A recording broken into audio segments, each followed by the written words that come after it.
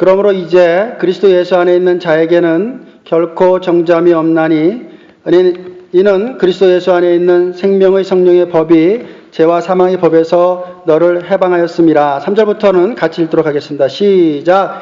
율법이 육신으로 말미암아 연약하여 할 수 없는 그것을 하나님은 하시나니 곧 죄로 말미암아 자기 아들을 죄 있는 육신의 모양으로 보내어 육신의 죄를 정하사 육신을 따르지 않고 그 영을 따라 행하는 우리에게 율법의 요구가 이루어지게 하려 하심이니라.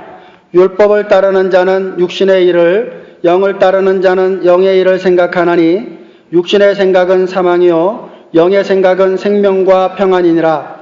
육신의 생각은 하나님과 원수가 되나니 이는 하나님의 법에 굴복하지 아니할 뿐 아니라 할 수도 없음이라. 육신에 있는 자는 하나님을 기쁘시게 할 수 없느니라. 만일 너희 속에 하나님의 영이 거하시면 너희가 육신에 있지 아니하고 영에 있나니 누구든지 그리스도의 영이 없으면 그리스도의 사람이 아니라. 또 그리스도께서 너희 안에 계시면 몸은 죄로 말미암아 죽은 것이나 영은 의로 말미암아 살아있는 것이니라. 예수를 죽은 자 가운데서 살리신 이의 영이 너희 안에 거하시면 그리스도 예수를 죽은 자 가운데서 살리신 이가 너희 안에 거하시는 그의 영으로 말미암아 너의 죽을 몸도 살리시리라. 아멘. 앉으시겠습니다. 성령은 사람을 변화시킵니다. 특별히 성령님께서는 로마서를 통하여 역사적으로 수없이 많은 사람들을 회심시키셨습니다. 아우렐리우스 아우구스티스라는 우리가 흔히 어거스틴이라고 불리는 그는 AD 354년에서 430년에 살았던 자입니다. 북아프리카의 조그마한 촌락인 타가스테라는 곳에서 어머니 모니카, 아버지 파트리키우스 사이에서 태어났습니다. 부모님은 어거스틴이 머리가 굉장히 비상하다는 사실을 깨달았습니다. 그래서 어머니는 카르타고로 17살의 나이가 되었던 아우구스티누스를 유학 보냅니다. 그래서 아우구스티누스, 즉 어거스틴은 카르타고에서 키케로와 같은 라틴어 학자를 만나 큰 영향을 받습니다. 하나님이 주신 현명한 머리로 학문을 하던 중 진리를 얻는 것이야말로 인생의 최고 목적이라는 사실을 확신케 된 그는 어머니가 전해준 기독교를 버립니다. 기독교는 학문적으로 깊이가 없고 무식한 사람들이 한 군데 모여 시끄럽게 짓거리는 사변에 불과하다고 생각했기 때문입니다. 그리고 그는 타락하기 시작합니다. 10대의 소년임에도 불구하고 카르타고에 있는 흑인도회와 함께 살며 아들을 낳기도 했습니다. 그는 타락의 길을 걸었지만 마음의 평안을 찾지 못했습니다. 그는 마니교에 들어가기도 했습니다. 마니교는 세상은 빛과 어둠으로 육체와 영이 싸우는 전쟁터라고 말했습니다. 아우구스티누스는 그곳에서 최선을 다하여 거룩한 일들을 행하면 구원을 받을 수 있을 것이라고 착각했습니다. 그러나 카르타고에서 로마로, 로마에서 밀라도로 돌아다니면서 그동안 배운 수사학을 많은 사람들에게 미친 듯이 가르쳤지만 그러나 그에게는 평안이 없었습니다. 밀라노에서 탁월한 암브로시우스 주교를 만납니다. 암브로시우스 주교를 만나고 난 이후에 기독교인에 대한 생각이 편견이 바뀝니다. 그리스도인이 더 이상 무식한 자가 아니라는 사실을 깨닫게 됩니다. 어거스틴의 눈에 비친 암브로시우스는 기독교인이면서도 매우 지적이고 탁월한 사람이었던 것을 알게 되었습니다. 주 387년 어느 날 어거스틴이 밀라노의 어떤 정원에서 묵상을 하고 있었을 때였습니다. 어린아이들이 찬양을 합니다. 취하여 읽으라, 취하여 읽으라. 어거스틴은 갑자기 자신의 서재로 뛰어 들어갑니다. 그리고 자신의 어머님께서 자신에게 주었던 그 성경을 펼치기 시작합니다. 그리고 그 성경을 통해서 로마서 13장 13절 말씀 이하를 읽기 시작합니다. 낮에와 같이 단정히 행하고 방탕하거나 술 취하지 말며 음란하거나 호색하지 말며 다투거나 시기하지 말고 오직 주 예수 그리스도로 옷 입고 정력을 위하여 육신의 일을 도모하지 말라. 어거스틴은 로마서 13장 13절 이하의 말씀을 읽고 무릎을 꿇습니다. 그리고 그는 더 이상 어둠의 사람이 아니었습니다. 그는 빛의 사람이 되었습니다. 그는 나중에 참회록을 통해서 10대 때 자기가 허랑방탕하게 살았던 것을 뒤풀리 회개합니다. 그러면서 자신의 삶을 구원해 준 것은 만이교도 아니었고 수사학도 아니었고 오직 예수 그리스도의 복음이었음을 그는 고백하고 있습니다. 오직 의인은 믿음으로 말미암아 삼는 것입니다. 오직 의인은 하나님의 말씀으로 말미암아만 살아낼 수 있다는 사실을 아시는 여러분들 되시기를 바랍니다. 마틴 루터는 1483년 아이슬레벤에서 출생했습니다. 그리고 그곳에서 죽기도 합니다. 그의 아버지는 루터가 법학자가 되기를 원했습니다. 판사나 검사가 되기를 원했던 것입니다. 예전이나 지금이나 그죠? 판사나 검사, 변호사 이런 것들을 돈을 많이 버는 직업이다. 그래서 부모들은 그것을 권면한 일들이 있습니다. 그러나 여러분, 자녀들에게 예수 그리스도의 복음이 증거되어야 될 줄로 믿습니다. 어느 날 루터가 친구와 함께 집으로 돌아오다가 비가 억수로 쏟아졌습니다. 친구와 함께 큰 나무 밑으로 들어갔습니다. 그때 벼락이 쳤습니다. 그러면서 그가 그렇게 사랑했던 자신의 친구가 죽는 것을 보았습니다. 그리고 그는 깨달았습니다. 하나님께서 나를 부르신 목적이 따로 있구나. 하나님께서 나를 부르신 목적이 따로 있구나 라는 것을 깨달았습니다. 그리고 1505년에 어거스틴 수도원에 들어갑니다. 그리고 그곳에서 하나님의 말씀을 배우게 됩니다. 그리고 그곳에서 신부가 됩니다. 그리고 1512년 비텐베르그 대학에서 신학박사 학위를 받습니다. 그는 대학에서 성경을 가르칩니다. 특별히 시편과 로마서와 갈라디아서와 히브리서를 강의했습니다. 루터를 종교개혁을 할 수 있는 놀라운 하나님의 사랑으로 만들었던 한 말씀이 있습니다. 그것은 바로 로마서 1장 17절 말씀입니다. 복음에는 하나님의 의가 나타나서 믿음으로 믿음에 이르게 하나니 기록된 바 오직 의인은 믿음으로 말미암아 살리라 함과 같으니라. 따라서 하시겠습니다. 의인은 믿음으로 말미암아 살리라. 여러분, 무엇으로 말미암아 산다고요? 오직 의인은 믿음으로 말미암아 살리라고 말씀하고 있습니다. 요한 웨슬레는 동시대의 사람들에게는 잊을 수 없는 놀라운 복음 전도자이십니다. 그는 1703년 6월 17일 노스 링컨셔에 있는 웹워스에서 태어납니다. 그의 아버지는 영국 국교의 목사였습니다.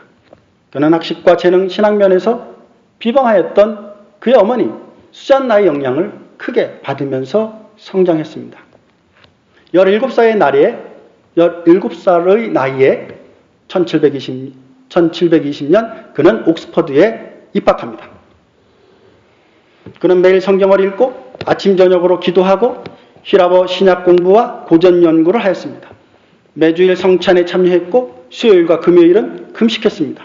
말이나 행동에 있어서 모든 제약을 경계했고 올바르고 바르고 순결한 생활을 하려고 노력했습니다. 가난한 자들과 병든 자들, 감옥에 있는 자들을 방문하고 선행을 행했습니다.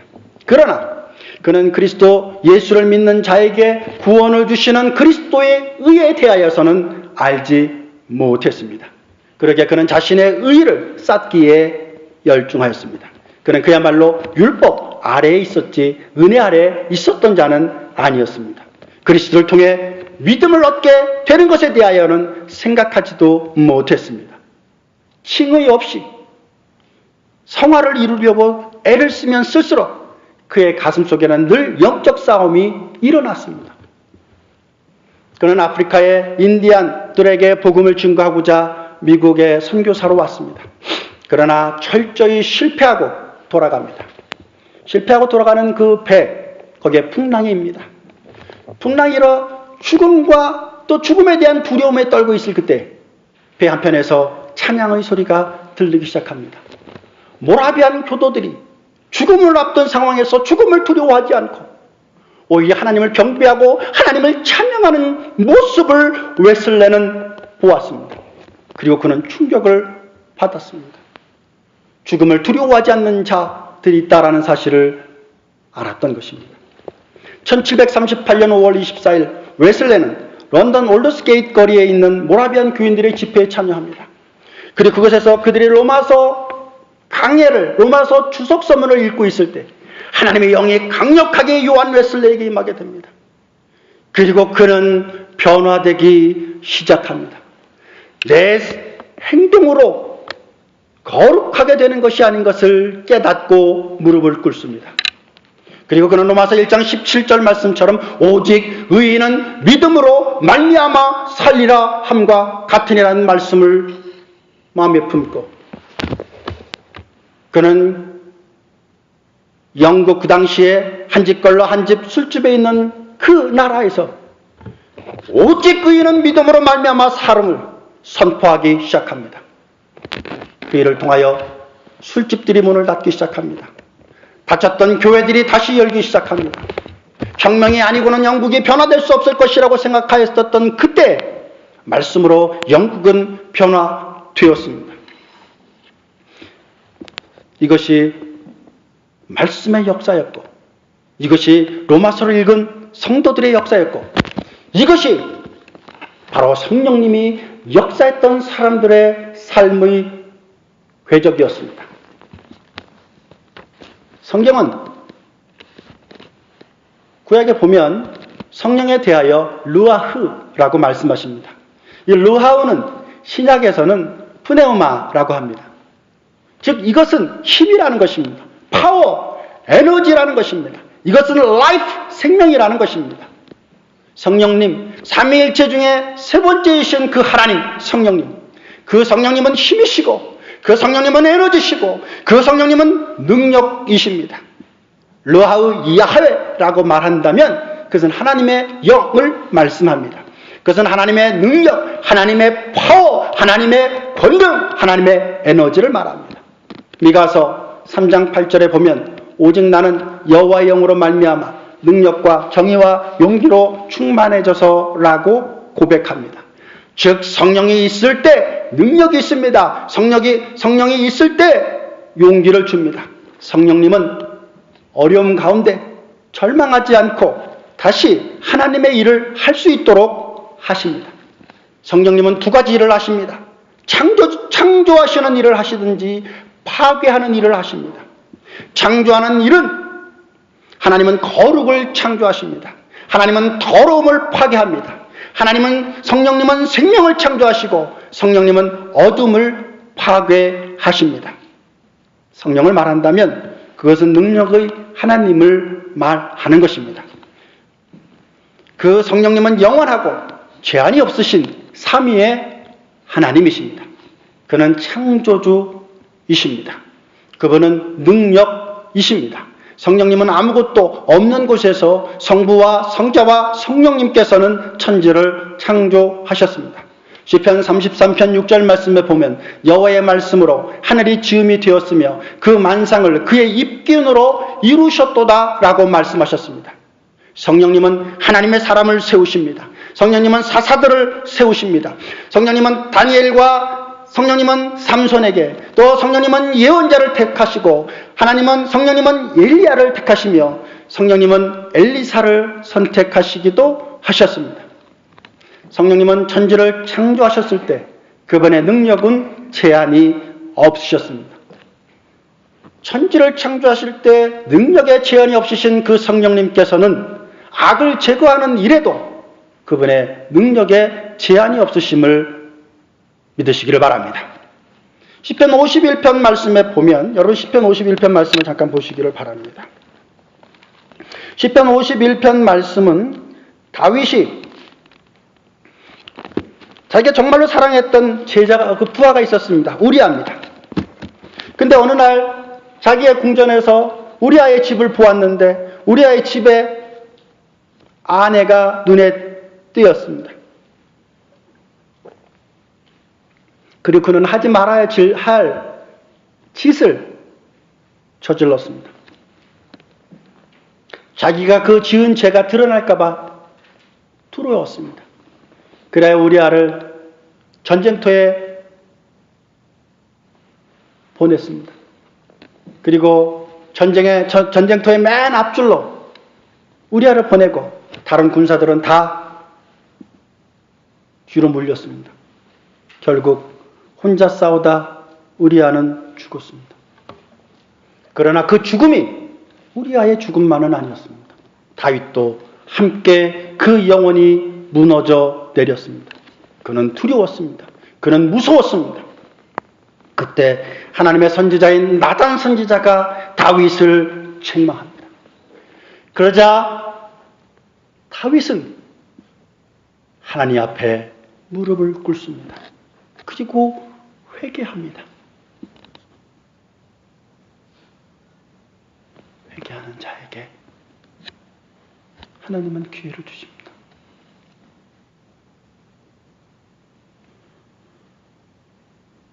죄와 죽음과 어덜터리로 인한 죄책감에서 그는 상실감에서 사로잡혀 있습니다. 시편 51편 1절에 이렇게 그는 고백합니다.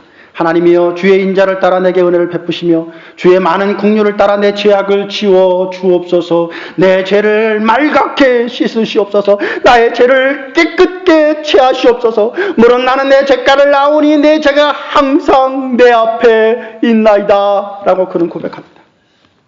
그러면서 그는 이렇게 11절에 고백합니다. 주여 나를 주 앞에서 쫓아내지 마옵소서. 주의 성령을 내게서 거두지 마옵소서 라고 고백합니다. 다윗은 구원을 잃어버릴 것에 대하여 고백한 것이 아닙니다. 왜냐하면 12절 말씀에 보면은 주의 구원의 즐거움을 내게 회복시켜 주시고 라고 하는 말씀을 통해서 그는 구원에 대한 확신이 상실된 것은 아닙니다. 그러나 그가 기도한 것은 성령님을 내게서 거두어 가지 마옵소서라고 기도합니다. Why? 왜 다윗은 하나님께 하나님이여 하나님의 영을 하나님의 성령님을 나에게서 거두어 가지 마옵소서라고 기도했을까요? 그것은 he knew it, 알고 있기 때문입니다. remember it, 기억하고 있기 때문입니다. 무엇을? 사울을 말입니다. 여러분, 성령님은 왕을 기름 부어 왕을 세우십니다. 기름 부어 선지자를 세우시고 기름 부어 예언자를 세우십니다. 하나님의 영이 사울에게 임했을 때 그는 놀라운 일을 행합니다. 블레셋과 싸워 이깁니다. 그는 전쟁에 나가 승리합니다. 그 앞에 나서는 대적이 없습니다. 무엇보다 12의 부족을 모아 나라를 세웁니다. 그는 동일왕국의 첫 번째 왕이 되었습니다.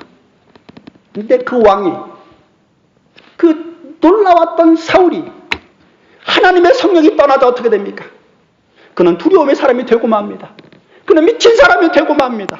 심지어는 자신의 사위인 다윗에게조차 창을 던져 죽이려고 할 정도로, 그리고 그 다윗을 잡으려고 온 이스라엘의 지역을 다니면서 동굴이란 동굴을 뒤지면서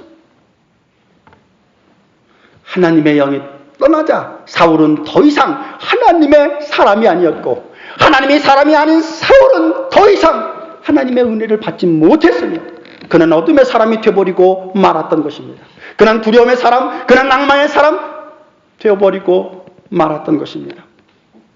그것을 다윗은 알고 있기에 다윗은 하나님께 기도한 것입니다. 하나님이여 하나님의 영을 내게서 거두어가지 마옵소서. 하나님의 영을 내게서 거두어가지 마옵소서. 성령이 없이는 다윗은 왕이 될 수 없다는 사실을, 왕으로서 이스라엘을 통치할 수 없다는 사실을, 성령님이 아니고는 리더십을 회복할 수 없다는 사실을, 성령님이 아니고는 영적인 지혜를 얻을 수 없다는 사실을 알았기에 다윗은 성령님이 떠날까봐 무서워했던 것입니다.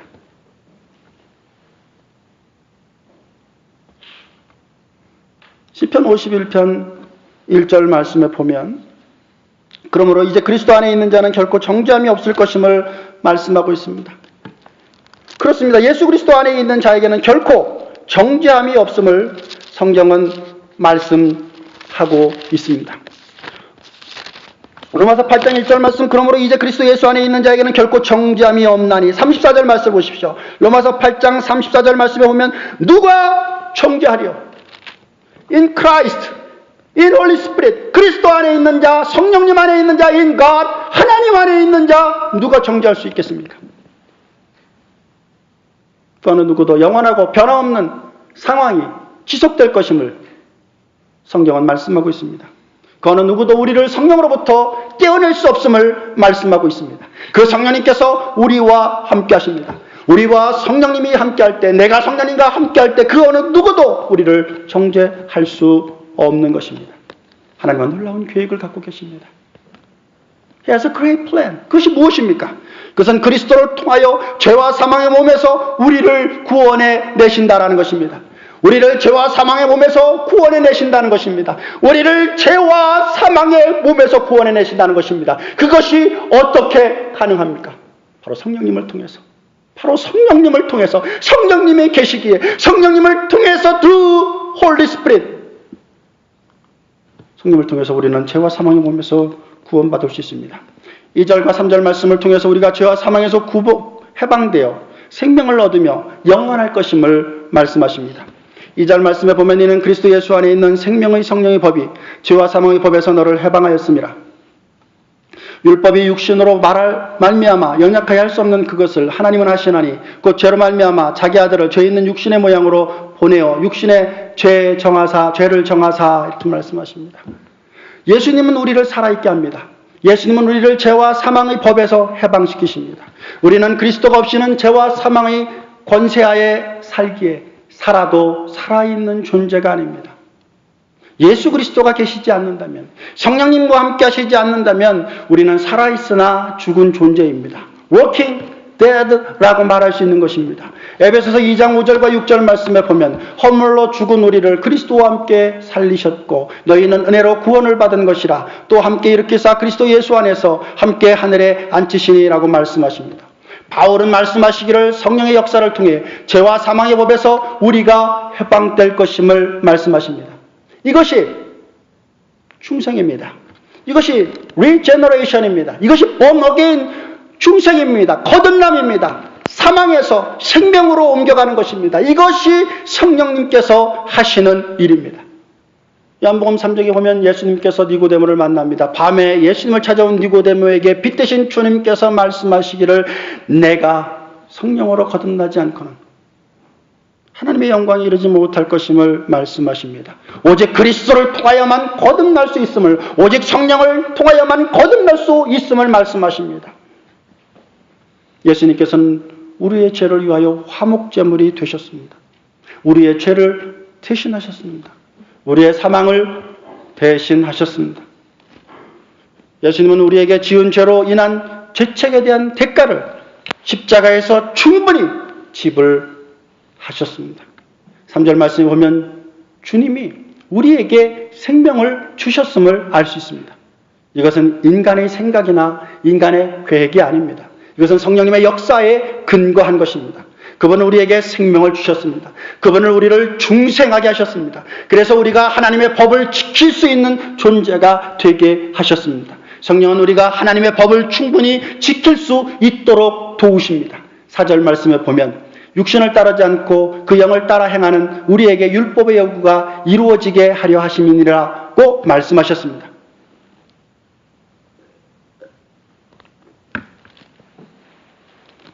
여러분은 이제 성령의 역사를 통해서 하나님의 율법의 요구를 행할 수 있게 됩니다.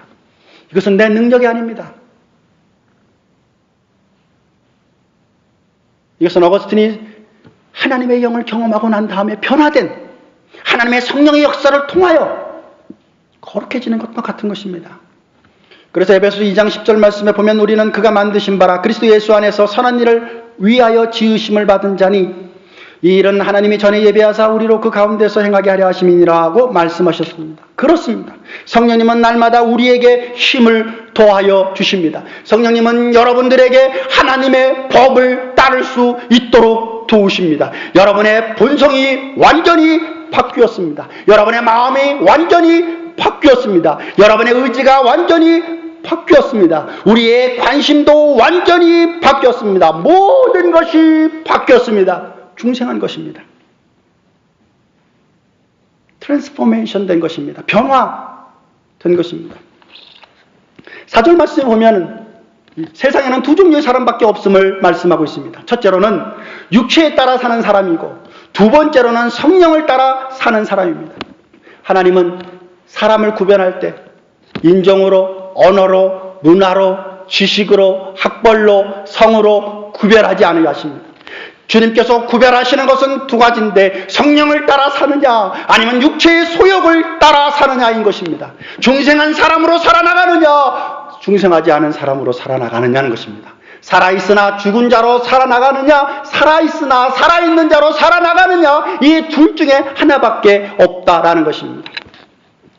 Walking dead, 살아있으나 죽은 자. Walking living, 살아있으나 살아있는 자로 살아나가는 그 둘 중에 하나밖에 없다라는 것입니다. 로마서 3장 10절 말씀에 보면 의인은 없나니 하나도 없다고 말씀하셨습니다. 깨닫는 자도 없고 하나님을 찾는 자도 없다고 하셨습니다. 그리고 로마서 3장 10절과 20절 말씀에 보면 그런 사람은 하나님의 영광에 이르지 못한다고 말씀하셨습니다. 그런 이들이 육체를 따라 사는 사람입니다. 5절 말씀에 보면 육신을 따르는 자는 육신의 일을, 영을 따르는 자는 영의 일을 생각한다고 말씀하셨습니다. 육신을 따르는 자는 육신의 일을 생각하기에 그들은 죽은 자인 것입니다. 그들은 절대로 never 하나님의 법을 지킬 수도 없습니다. 그럴 능력이 그들에게는 없기 때문입니다. 그런 자들은 또한 하나님을 기쁘시게 하지도 못합니다. Born again, regeneration, 거듭난 자만이 하나님의 성령과 더불어 성화의 삶을 살아갈 수 있는 힘을 성령님을 통하여 얻게 됩니다. 누구를 통해서? 성령님을 통해서 얻게 되는 것입니다. 성령을 통해 하나님의 율법을 만족시킬 수 있는 성화의 사람이 됩니다. 성령님이 그런 성화의 사람이 될 수 있도록 도우십니다. 여러분은 성령님 안에서 삶을 살아나가게 되는 것입니다. 성령을 통해서 율법을 이루게 되고 하나님을 기쁘시게 할 수 있는 존재가 됩니다. 이것은 놀라운 중생의 역사고 이것은 놀라운 성화의 역사고 이것은 놀라운 성령님의 역사입니다. 어떻게 이것을 작은 일이라고 말할 수 있겠습니까? 어떤 사람은 육체로 살아갑니다. 그들의 행동도 육체를 따르게 됩니다. 그러나 성령의 사람은 어떻습니까? 그들에게는 생명과 평안이 있습니다. 성도가 하나님의 법을 지킬 수 있는 힘은 바로 중생의 능력이고 성화의 삶을 살 수 있도록 해주시는 성령의 능력으로 가능한 것입니다.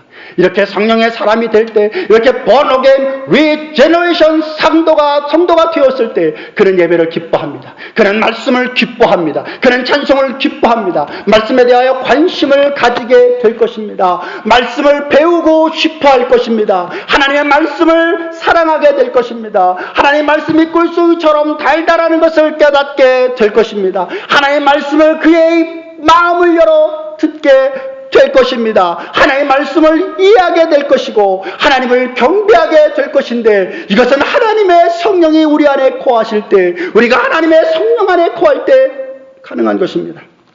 6절 말씀에 보면 육신의 생각은 사망이요 영의 생각은 생명과 평안이라고 말씀하셨습니다. 육신의 생각을 하는 사람은 사망입니다. 그들의 생각은 타락했습니다. 하나님을 기뻐하지도 않습니다. 하나님의 법을 행하지도 않을 거고 행하고 싶어도 그럴 능력도 없습니다. 그들은 살았으나 죽은 자입니다.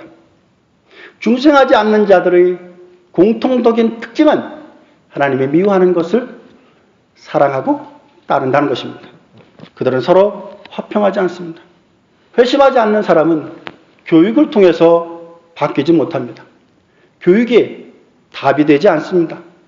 교육은 사람을 변화시키지 못합니다. 그들은 부패하고 상한 마음, 육신의 생각에 지배받아 살아가게 됩니다. 7절 말씀 보면 육신의 생각은 하나님과 원수가 되나니 이는 하나님의 법에 굴복하지 아니할 뿐만 아니라 할 수도 없음이라고 말씀하셨습니다. 중생한 사람, 성령의 사람은 하나님의 법을 행할 수 있는 능력을 얻게 됩니다. 그러한 자들은 하나님을 기쁘시게 할 수 있습니다. 성령이 하나님의 법을 행할 수 있게 하고 하나님을 사랑할 수 있게 하고 하나님을 기뻐할 수 있게 합니다. 여러분들은 또한 타락한 인간의 영혼에 대해서 아십니다. 악한 마음에 대해서 압니다. 그 어느 것으로도 치유될 수 없는 상실한 마음을 압니다. 하나님이 싫어하는 것을 즐기는 악한 마음을 압니다. 8절 말씀 보면 이러한 자는 하나님을 기뻐할 수 없다고 말씀하고 있습니다. 육신에 있는 자들은 하나님을 기쁘시게 할 수 없느니라. 자, 이제 9절과 10절과 11절 말씀을 보도록 그렇게 하겠습니다. 만일 너희 속에 하나님의 영이 거하시면 너희가 육신에 있지 아니하고 영에 있나니 누구든지 그리스도의 영이 없으면 그리스도의 사람이 아니라. 또 그리스도께서 너희 안에 계시면 몸은 죄로 말미암아 죽은 것이나 영은 의로 말미암아 살아있는 것이니라. 예수를 죽은 자 가운데서 살리신 이의 영이 너희 가운데 거하시면 그리스도 예수를 죽은 자 가운데서 살리신 이가 너희 안에 거하시는 그의 영으로 말미암아 너의 죽을 몸도 살리시리라. 성령의 역사로 중생한 사람은 더 이상 육의 사람이 아닙니다. 사망의 종로로 타는 사람이 아닙니다. 그러한 자는 하나님의 은혜 안에 거하게 됩니다. 구원의 단계에 들어갑니다. 성령님 그 지배하에 있게 됩니다. 성령이 아니고는 그 어느 누구도 예수를 그리스도라 고백할 자가 없습니다. 육체에 속하여 있지 않기에 더 이상 육체를 따라 살지 않습니다. 그런 이들은 더 이상 죽음의 상태에 있지 않습니다. 성령 안에 거하며 성령의 생각을 하고 성령과 함께 살아갑니다. 성령과 함께 살아가는 삶을 통해서 그는 구원받았음을 확신하며 살아가게 되는 것입니다. 9절 말씀에 보면 누구든지 그리스도의 영이 없으면 그리스도의 사람이 아니라고 말씀하셨습니다.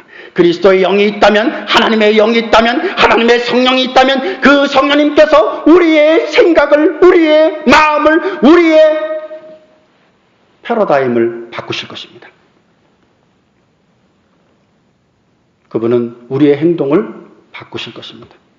그분은 우리가 사랑하는 대상을 바꾸실 것입니다.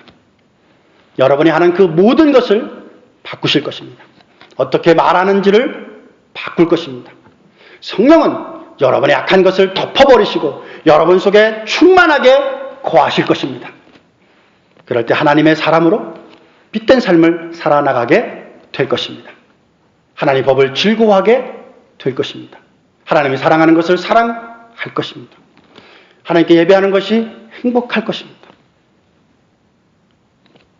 죄된 인간, 죽을 수밖에 없는 존재, 내 스스로도 나를 구원할 수 없는 존재라는 것을 깨닫는 나에게 비아 돌로로사 고난의 길을 걸으시고 우리를 위해 십자가에 달려 죽으신 그 예수 그리스도의 그 은혜, 그것에 감사할 수 있는 은혜가 성령님을 통하여 생기게 됩니다. 그때 깨닫습니다. 내가 코람되어 하나님 앞에 설 수 있구나. 그 누가 하나님 앞에 감히 설 수가 있겠습니까? 그 누가 하나님을 아바 아버지라고 부를 수 있겠습니까? 오직 성령이 인치신 자만이, 오직 하나님께서 하나님의 자녀로 인치신 자만이 하나님 앞에 하나님의 자녀로 인정받을 것입니다. 그때 그는 감사할 것입니다. 우리에게 있어서의 진정한 감사, 우리에게 있어서 진정한 축복은 바로 하나님과의 관계가 회복되는 것에 있는 것을 아시는 여러분들 되시기를 바랍니다. 성령님은 우리의 중생에 함께 하십니다. 성령님은 우리가 성화되도록 우리의 마음을 변화시킵니다. 성령은 전국에 우리가 글로리피케이션, 영화될 수 있도록, 영화의 단계에 이룰 수 있도록 우리를 도우십니다. 11절 말씀에 보면 주 예수를 죽은 자 가운데서 살리신 이의 영이 너희 안에 거하시면 그리스도 예수를 죽은 자 가운데서 살리신 이가 너희 안에 거하시는 그의 영으로 말미암아 너희 죽을 몸도 살리시리라고 말씀하십니다. 여러분, 성령이 어디에 계십니까? 바로 여러분 안에 있습니다. 바로 우리 안에 있는 것입니다. 성령님이 어디 계시다고요? 여러분 여러분 안에 성령님이 계시는 것입니다. 성령이 없이는 우리는 잠시도 하나님을 기쁘시게 할 수 없습니다.